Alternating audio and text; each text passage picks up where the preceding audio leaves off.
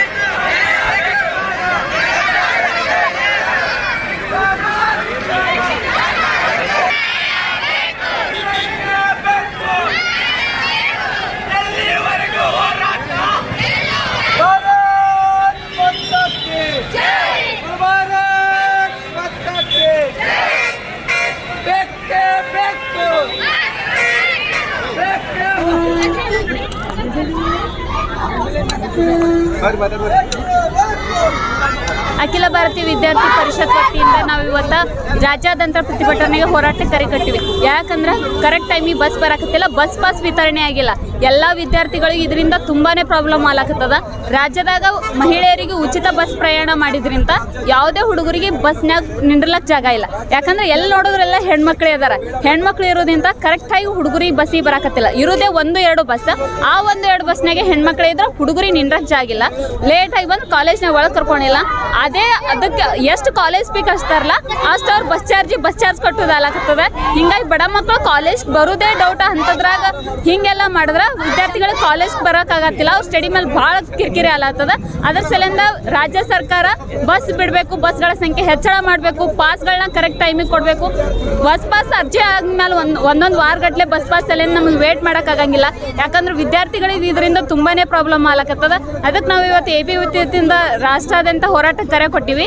ದಯವಿಟ್ಟು ನಮಗೆ ಏನು ಬಸ್ ಅದಲ್ಲ ಬಸ್ಗಳ ಸಂಖ್ಯೆ ಹೆಚ್ಚಳ ಮಾಡಿರಿ, ನಮಗೆ ಬಸ್ ಬಿಡ್ರಿ. ಯಾಕಂದ್ರೆ ನಮ್ಮ ಏನು ವಿಶ್ವವಿದ್ಯಾಲಯಗಳಿಗಲ್ಲಿ ಏನು ಟೈಮ್ ಟೇಬಲ್ ಅದಲ್ಲ ಆ ಟೈಮ್ ಟೇಬಲ್ಗೆ ನಮ್ಮ ಬಸ್ ಪಾಸ್ ಬರ್ಬೇಕಂತ ನಾವು ಇವತ್ತು ABVP ಮಾಡ್ಲಿಕತ್ತೀವಿ. ಎಲ್ಲ ಕಡೆಯಿಂದ ರೀ ಸಿಟಿ ಎಲ್ಲ ಊರು ಮತ್ತು ವಿತ್ ಸಿಟಿ ಒಳಗೆ ಯಾವ ವಿದ್ಯಾರ್ಥಿಗಳಿಗೆ ಅಲ್ಲಿ ವಿದ್ಯಾರ್ಥಿನಿಯರಿಗೆ ಅಲ್ಲಿ ನಿಂದ್ರಲಕ್ಕೆ ಜಾಗ ಇರಲ್ಲ, ಅವ್ರು ಬಾಕಲ್ದಾಗ ನಿಂತು ಬರತ್ತಾರೆ. ಸೊ ಅದಕ್ಕೆ ನಾವು ಇವತ್ತು ಬರೀ ನಗರದೊಳಗಿನೂ ಆಯಿತು, ಬೇರೆ ಊರಿಂದ ಬರೋ ಬಸ್ಸಿಗೆ ಬಸ್ ಸಂಖ್ಯೆ ಹೆಚ್ಚಳ ಮಾಡಬೇಕು, ಪಾಸ್ನ ಕರೆಕ್ಟ್ ಟೈಮಿಗೆ ಕೊಡಬೇಕು.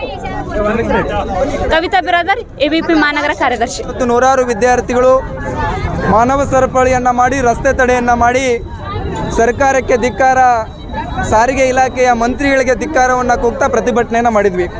ಇವತ್ತು ABVP ರಾಜ್ಯಾದ್ಯಂತ ಪ್ರತಿಭಟನೆ ಕರೆಯನ್ನು ಕೊಟ್ಟಿದೆ. ವಿದ್ಯಾರ್ಥಿಗಳ ಶೈಕ್ಷಣಿಕ ವೇಳಾಪಟ್ಟಿಗೆ ಅನುಗುಣವಾಗಿ ಬಸ್ ಪಾಸ್ಗಳನ್ನು ನೀಡಬೇಕು ಮತ್ತು ರಾಜ್ಯದಲ್ಲಿರ್ತಕ್ಕಂಥ ಏನು ಸ್ತ್ರೀಶಕ್ತಿ ಯೋಜನೆಯಿಂದ ಅತಿ ಹೆಚ್ಚು ಮಹಿಳೆಯರು ಬಸ್ಗಳು ಓಡಾಡ್ತಾ ಇದ್ದಾರೆ. ಅದರಿಂದ ವಿದ್ಯಾರ್ಥಿಗಳಿಗೆ ಬಸ್ಗಳಲ್ಲಿ ಜಾಗ ಸಿಗ್ತಾ ಇಲ್ಲ. ಅದಕ್ಕೋಸ್ಕರ ಹೆಚ್ಚುವರಿ ಬಸ್ಗಳನ್ನ ಓಡಿಸುವಂತೆ ಆಗ್ರಹಿಸಿ ಇವತ್ತು ಪ್ರತಿಭಟನೆಯನ್ನು ಮಾಡ್ತಾ ಇದ್ದೇವೆ.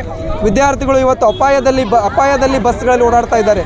ನಿಲ್ಲೋದಕ್ಕೆ ಜಾಗನೂ ಕೂಡ ಸಿಗ್ತಾ ಇಲ್ಲ. ಆ ಸ್ಥಿತಿ ಇವತ್ತು ಕರ್ನಾಟಕ ರಾಜ್ಯದಲ್ಲಿ ನಿರ್ಮಾಣ ಆಗಿದೆ.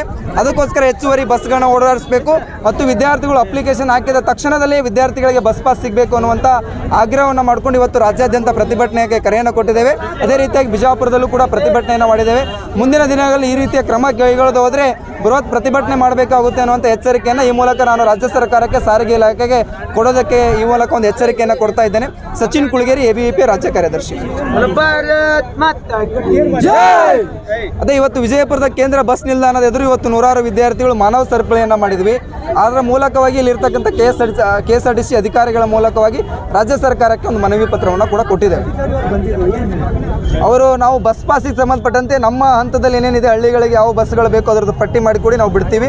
ನಮ್ಮ ಹಂತದಲ್ಲಿ ಆಗ್ತಾ ಇರ್ತಕ್ಕಂಥ ವಿಷಯಗಳನ್ನ ನಾವು ಮಾಡ್ತೀವಿ. ರಾಜ್ಯ ಸರ್ಕಾರದ ಹಂತದಲ್ಲಿ ಯಾವಾಗ ಬೇಕೋ ಅವರನ್ನು ನಾವು ಸರ್ಕಾರದ ಗಮನಕ್ಕೆ ತರ್ತೀವಿ ಅನ್ನುವಂಥ ಭರವಸೆಯನ್ನು ಕೊಟ್ಟಿದ್ದಾರೆ.